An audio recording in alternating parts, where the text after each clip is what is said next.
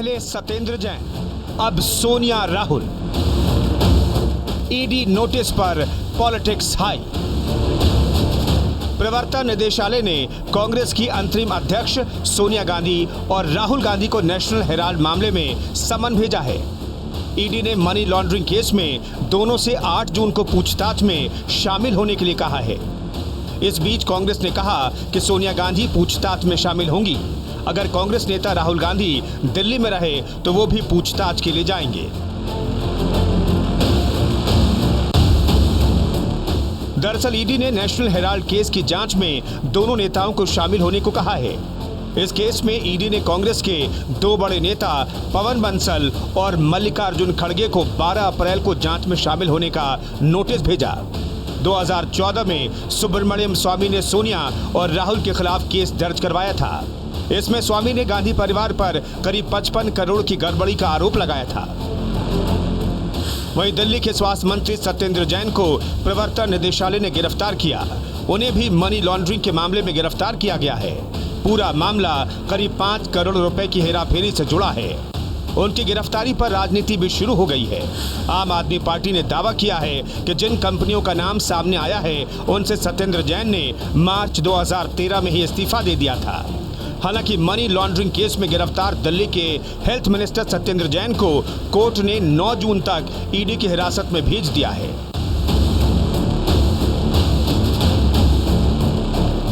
कांग्रेस का केंद्र सरकार पर हमला। कांग्रेस ने अंतरिम अध्यक्ष सोनिया गांधी और पूर्व अध्यक्ष राहुल गांधी के खिलाफ नोटिस जारी होने पर केंद्र सरकार पर हमला बोला है। प्रवक्ता रणदीप सुरजेवाला ने कहा है कि तानाशाह सरकार डर गई है, लिहाजा बदले की भावना से कार्रवाई कर रही है। आंदोलन की आवाज बने इस अखबार का मूल मंत्र तब और अब दोनों समय था, आजादी खतरे में है, अपनी पूरी ताकत से इसकी रक्षा करें। आज फिर उस समय की अंग्रेजी हुकूमत का समर्थन करने वाली विचारधारा आजादी के आंदोलन की इस आवाज को दबाने का घिनौना षड्यंत्र कर रही है। इस षड्यंत्र के मुखिया स्वयं प्रधानमंत्री श्री नरेंद्र मोदी हैं और उनका हथियार उनका चहेता और पालतू ईडी है। देश को गुमराह करने के लिए आए दिन मुद्दों को भटकाने की राजनीति में माहिर मोदी सरकार अब बदले की भावना में अंधी हो गई है। बीजेपी अध्यक्ष सोनिया राहुल पर तंज। वहीं कांग्रेस के वार पर बीजेपी अध्यक्ष जेपी नड्डा ने पलटवार किया है। उन्होंने सोनिया राहुल पर तंज कसा और कहा कि अगर चेहरा गड़बड़ है तो आईना साफ करने से फर्क नहीं पड़ता। कभी आपने देखा कि कोई मुजरिम बोले कि वो बेईमान है? कभी कोई मुजरिम बोलता है कि मैं बेईमान हूँ? सजा हो जाती है, 20-20 साल जेल में रह के आए थे, वो हमेशा ही बोलते हैं कि गलती में हमको फंसा दिया।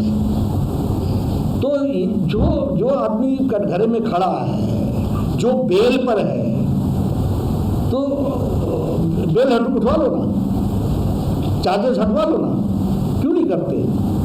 तो इसलिए नहीं करते हैं क्योंकि कागज सच्चे हैं और कागज परमानेंट होते हैं, तो वो उनको उस जगह पर खड़ा रख रहे हैं। ये तो वैसे ही है ना कि